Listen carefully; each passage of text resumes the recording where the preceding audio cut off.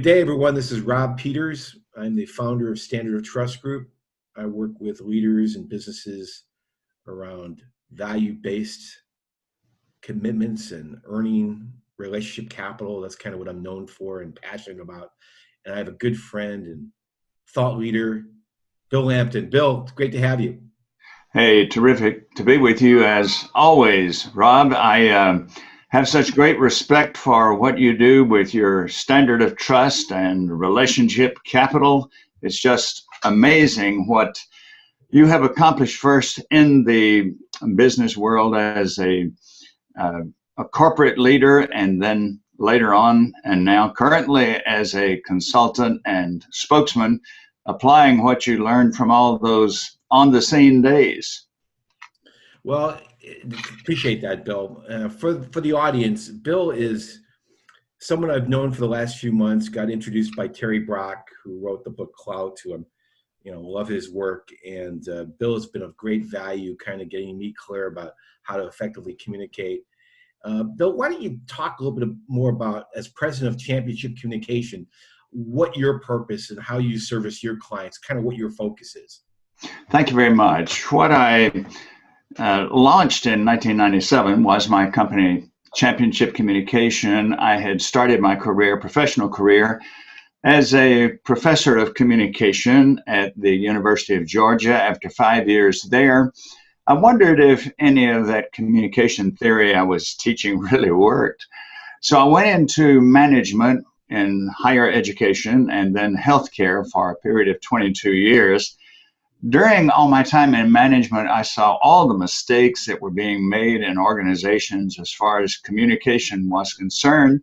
So I dedicated then my career and my life and my learning and my activities to helping people identify their communication problems, and organizations as well, and then find solutions to them. I've done that as a keynote speaker, speaking at many conferences and conventions, as a seminar leader, as a speech coach, and now as a video trainer. And just to sum that up, I've worked in the areas of communication, motivation, sales, and customer service. Fantastic. So this is a good segue to the purpose of today's conversation. And hopefully for everyone out there in the internet world, hopefully we'll have future conversations to continue this importance of communication in today's hyper-connected, I dare say, morally interdependent world today. So Bill, today's conversation is around ethics and communication. So I'm going to let you frame the conversation. What does that mean to Bill Lampton? To me, it goes back a long way to the early studies that I had even when I was in graduate school, Rob, where I looked at some of the early teachers of rhetoric. For example, Aristotle, who, as you and our listeners know, mastered so many topics. In his book, The Rhetoric, he talks about what are the keys to persuasive communication. He mentions three. One is logos, that's what we know as logic. Another one is ethos, and that's what we know as credibility. And then the third one is pathos, which we know as emotion. Aristotle said when you look at those three, he says clearly the communicator's character may very well be the most important aspects and strengths that we have in communication. In other words, he's saying you can have all the strategies, all the tactics perfected, but unless the speaker's character, the communicator's character, reinforces the message, then the message can be totally off base. It can lose its impact, and the person loses all ability to communicate persuasively. We have, it's interesting, you and I know, follow current events very much, and it's interesting to me, and I'm sure to you and our viewers as well, that we've come up with an entirely new language which has to do with communication and ethics. How many people now will ever say, and this often comes into our viewing and listening of political figures, how many people will say, I lied, or I twisted the truth? No, we've got a whole new vocabulary now. It's I misspoke, or I spoke off the cuff, or I spoke inappropriately. And I'm not naming names or parties. I'm just saying these are the distorted ways we have of evading our responsibility to communicate ethically. Well, it's interesting because, I'm passionate about earning this intangible asset relation capital, and values have played an important role. Very quickly, we realized in order to consistently earn relation capital, you had to have some form of ethic, ethos. Ours was honesty, accountability. You talk about character. Let's talk about that a little bit more. How do you display that character with the words and how you communicate? How do you make that visible and hit people emotionally? Because character it's intangible. People can't necessarily, so how do you display that with your communication? There's several ways. One, of course, is to have consistency between your words and your actions. I go back to one of my favorite authors and thinkers, Ralph Waldo Emerson, who said, what you are speaks so loudly that I cannot hear a word you say. And this means, of course, that the communicator's life and professional behavior and even family life, all of these must correspond with what the speaker is trying to communicate. That's one item. Another one would be consistency. That is, are we saying consistently the same thing repeatedly? And in our area, which you referred to a minute ago, of instant internet connection, anytime we cut on a newscast, we're very likely to see, as I've seen in the last day or two, someone who makes a statement and then it's compared through video comments with a statement that leader, whoever, whatever position that leader she might hold, made 6 months ago or a year ago or 2 years ago. There was a time, of course, when national figures could make statements in one state, for example, and then they could travel and an hour later make another statement contradicting that in another state, and that would not be tracked. Today, of course, you're tracked not only geographically, but you're tracked time-wise. So consistency has a great deal to do with it as well. And if you've got values, you will be consistent. You don't have to remember what time zone you're in, what video is being recorded of you, because if you're being yourself and you have real ethics, then you should be consistent. Hey, we're all human, right? So yes, yes. It reminds me very much of Mark Twain saying that the good thing about being honest is that you don't have to have too good a memory. Exactly. So that gets to the next kind of logical question to ask you as we go on this conversation. We're all human. We make mistakes. So what's your advice, or what's the ethos in when you make a mistake? How do you correct that? Because it's very easy. It's hard to build relationship capital consistently.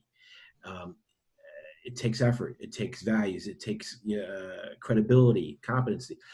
But if you fall on your sword, you make a mistake, something goes wrong in your life, something doesn't feel quite right amongst your stakeholders, how would you advise people to communicate and recover from that? This is a topic that I have written about. It's a topic I've produced videos about. To me, it is vital that people admit their own vulnerability, and especially leaders. If a leader is willing to face a group and say, I made a mistake when I recommended that our company go in this direction, that goes a long way toward reinforcing the person's character and their credibility. The person who instead is always trying to blame someone else or blame external circumstances is not going to be held in high esteem. Esteem comes when we do apologize. And leaders should realize that that's not a sign of weakness, it's a sign of strength. And some guidelines on that: be sure that you apologize without any alibis. Don't say, well, I just had a bad day, or I was annoyed by someone else, or traffic was bad on the way in. No, take full responsibility. Apologize soon afterwards. Don't wait 2 or 3 weeks to apologize. Apologize sincerely. People can tell whether it is sincere. And then tell what you are going to do to make amends for any mistakes or any feelings that you hurt. It truly is a sign of great leaders that they will take the blame when things have gone wrong.